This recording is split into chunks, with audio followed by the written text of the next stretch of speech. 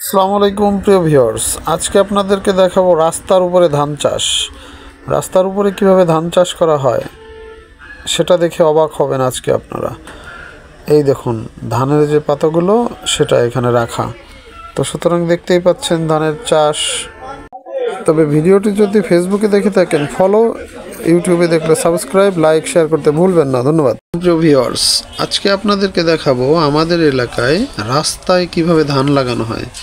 রাস্তার উপরে ধান রেখে এখান থেকেই কিভাবে ধানের ফলন হয়। কি অবাক হচ্ছেন? আসলে অবাক হওয়ার কিছুই নাই।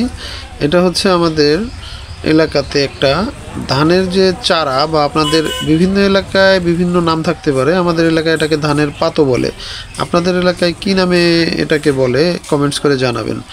আর সেইগুলোরই একটা বিশাল হাট, যেটা আমাদের এই মাদ্রাসা হচ্ছে এটার টাকাটা উঠায়, আর এলাকার কেউই নেয় না। তো সেটাই দেখালাম। ধন্যবাদ। হাটটা মূলত শুরু হয় ভোরে। এই দেখতে পাচ্ছেন ভ্যানে করে পাতো আসতেছে দূর দূরান্ত থেকে। তো হাটটা মূলত শুরু হয় একদম ফজরের নামাজের পর থেকেই লোকজন আসা শুরু হয়, এবং 8টা-9টা পর্যন্ত এই বাজারটা চলে। আর সারাদিনই পাওয়া যায় বিকেল পর্যন্ত। এই যে পাতাগুলো বিক্রি হয় না, সেগুলো এখানকার স্থানীয় ব্যবসায়ী যারা আছে তারা এক পাশে রেখে দেয় পরবর্তী দিনের জন্য। আবার রাত্রেবেলা এখানে এরকম করে সাজিয়ে রাখে, যাতে এই যে দেখতে পাচ্ছেন কুয়াশা, শিশিরগুলো পড়ে যাতে ঘাসগুলো বা এই ধানের পাতাগুলো সতেজ থাকে। এই যে দেখুন কুয়াশা জমে গেছে, জমিতে যেরকম কুয়াশা সেরকমই ঠিক কুয়াশা জমে গেছে, মনে হচ্ছে জমির পাতো। আর এর পাশে হচ্ছে কবরস্থান। হ্যাঁ, আর এই হলো পাতো। কত পাতো! এখানে যত দূরে চোখ যায় তত দূরই দেখা যায় শুধু পাতো আর পাতো। পাতোর বিশাল হাট। যদি কারোর কখনো প্রয়োজন হয় তো চলে আসতে পারেন। আর এই হলো কবরস্থান, পাশেই কবরস্থান, মাদ্রাসা।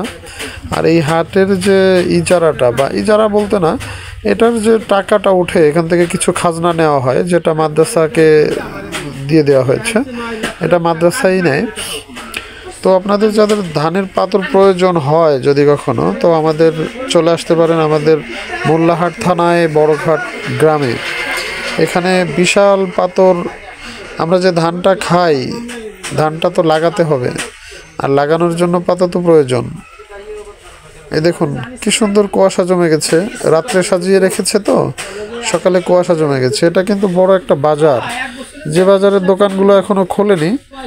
আর দোকান খোলার আগেই এই পাতাগুলো বেচা কেনা শেষ হয়ে যায়।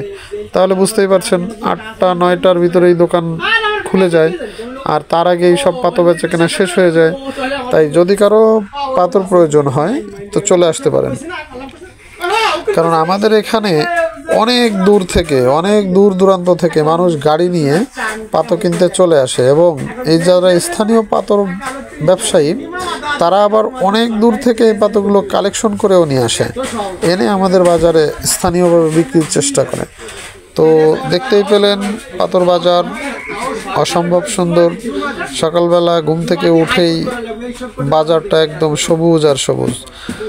তো দেখা হবে অন্য কোনো ভিডিওতে, কথা হবে। আল্লাহ হাফেজ।